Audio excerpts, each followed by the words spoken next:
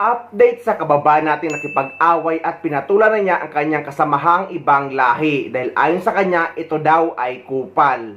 At ito daw din ang sabi sa kanya ng kanyang amo. Guys, update lang doon sa mga nagtatanong kung ano daw sinabi sa akin ng amo ko tungkol doon sa nangyaring away. Yun, syempre nadismay yung amo ko kasi bakit daw ganun? Bakit daw ganun ginawa ko? Hindi naman daw ako ganun, mabait naman daw ako. Bakit daw nung gabing yun, sobra daw yung galit ko. Hindi daw nila ako mapigilan, kahit daw sabihin niya, madamo ko, hindi ko na daw siya nirespeto kasi ayaw ko daw magpapigil. Kahit daw yung mga kapatid niya, hindi daw ako mapigilan, sobrang galit ko daw. Tapos sabi niya, ilang beses ko na sinabi sa'yo na ignore mo na yan si Kupal, wag ko daw pansinin. Tapos sabi niya, doon daw sa bahay na yun, mga bisita na lang daw kami, sabi niya. Nung buhay pa daw yung mama niya, kakampi namin yung mama niya.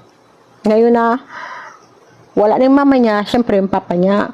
Papa niya na ang kusano ay presidente. Kaya sabi niya, pag inaway namin si Kupal, yung presidente makakalaban namin. Kaya sabi niya, huwag ko nang pansinin si Kupal, huwag ko nang patulan kasi matanda na yun. Konting panahon na lang itatagal sa mundo. Sabi niya, nagpupunta daw kami ng damam para daw ma-relax na yung utak namin, ma-refresh, tapos mag-enjoy. Tapos, bakit daw ganun? Nakipag-away daw ako, sabi niya pa. Tapos sabi niya sa akin, mag-promise ka na, mag-promise daw ako na hindi na ako makikipag-away, na hindi ko na daw papatulan si Kupal. I-ignore ko na daw kung makita ko man daw siya o makasalubong, parang wala daw nakita. Sabi niya gano'n, gawin mo kung anong gagawin mo, bahala siya sa buhay niya, pabayaan mo siya, sabi niya gano'n. Kasi gano'n din daw gagawin niya. Hindi na daw niya papansinin ko ano mga sumbong-sumbong ng Kupal na yun. Sabi niya sa akin. Sabi niya, huwag ko na daw uulitin. Sabi niya, mag-promise ka sa akin na hindi ko na daw ulitin makipag-away. Kasi syempre ako daw sinasabihan niya. Kasi hawak niya ako eh. Ako ang ano niya eh.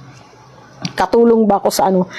Katulong niya ako, kaya ako pinagsasabihan niya. Kasi yung dalawa, si Jackie pati si Kupal, hawak yun nung tatay niya. Kaya hindi niya yun mapagsasabihan. Kaya ako daw pinagsasabihan niya. Kaya sabi niya, promise ka sa akin na hindi mo na uulitin. Sabi niya, ayoko nang nakikipag-away ka. Kasi sabi niya, sobrang galit ko daw, parang wala na daw ako sarili, hindi na daw niya ako kilala. Kaya nga sabi niya, mag-promise ka na, hindi ka na makikipag-away. Sabi niya gano'n. Sabi ko, promise na ako. Tapos, kung magpapakabait na ako, syempre, hindi din ako ng sorry. Kasi syempre, mali ko din naman yun. Sobrang galit ko, hindi na ako nagpaawat. Kaya yun, magpapakabait ng mangyan.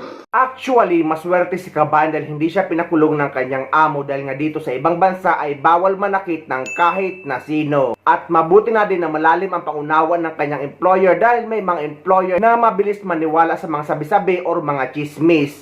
At okay na din na umiwas na lang si Kabayan sa gulo at ignore na lang niya yung ibang lahi kapag nakita niya. Dahil para maiwasan na din ang gulo at para maiwasan ang disgrasya. Sa mga hindi nakapanood ng issue nila, eto yun guys. Sa pangingibang bansa, kung gusto mo magtrabaho dito sa abroad, pwera sa pagdarasal mo na makahanap or makakuha ng mabait na amo, ay ipagdasal mo din na makakuha ka ng mababait na katrabaho. Dahil minsan, maswerte ka nga sa amo pero kupal naman ang iba mong katrabaho. Mapapilipino man or ibang lahi. Kagaya dito sa naging sitwasyon ng mga kababayan natin sa Saudi Arabia. Siguro aasawahin na siya.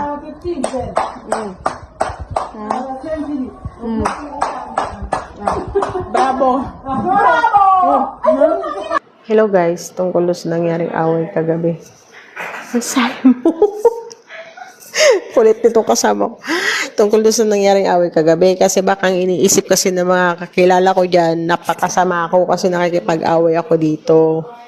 Matagal na talaga kami niya magkaaway. Pero hindi naman yung nagkakasakitan, yung bungangaan lang, bungangaan ganyan. Kasi masyado siyang epal. Wala lang namatay yung nanay ng amo namin dito. Parang feeling niya, siya na yung amo dito na lagi namin susundin kung anong uutos siya sa amin. Tapos, hindi lang ako kaaway niyan. Lahat ng Pilipina dito inaaway niya. Ganun. Ayaw niyang maging masaya yung mga Pilipina nagsasama-sama dito.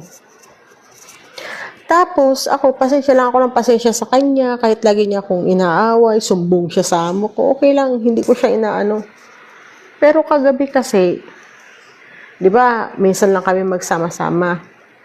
Tapos, nag-tiktok kami. Kasi, syempre, may party, masaya rin kami, tiktok, ganyan. Abay, pagbaba niya galing taas, nagalit. Kung ano-ano sinasabi niya, ba't daw kami nagtitiktok, ganyan, sumbong daw siya, sumbong daw sa amo nung naka-violet. Sabi niya yung naka-violet, sige magsumbong ka. Yung naka-violet lang kaaway niya noon. Hindi, nagsumbong nga. Tapos yun, may party pinalabas niya yung amo nung naka-violet para lang magsumbong siya.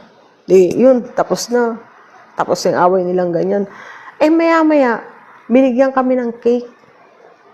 Tapos, binigyan kami ng cake. Tapos di, nagkakasayahan kami. Nagpalakpakan, ganyan, palakpakan. Hindi namin siya pinapansin. Tapos, nagpapalakpak lang ako. Kasi, syempre masaya. Ang putik na yan. Napikon siguro sa kakapalakpak ko kasi hindi namin pinapansin. Ayun, inunahan ako. Ay, syempre, nagalit na ako. Anong gagawin ko? Alangan na magpapasapok lang ako dun.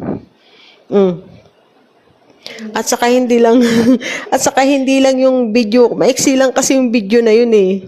Hindi kasi nakita yung buong pangyayari. Kaya akala nyo dihado ako, hindi ako magpapadihado dito.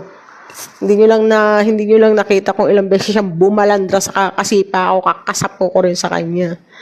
Lahat ng umaawat sa akin dito, hindi nila ako mapigil, sobrang galit ko talaga. Yun yung nangyari. Pero hindi naman ako masama. Mabait kaya ako. Mabait akong kasama. Marunong ako rumispeto sa mga kasama ko. Kaya lang sadyang may mga kupal. May kupal talaga na uubusin yung pasensya mo. Yun lang guys. Bye-bye.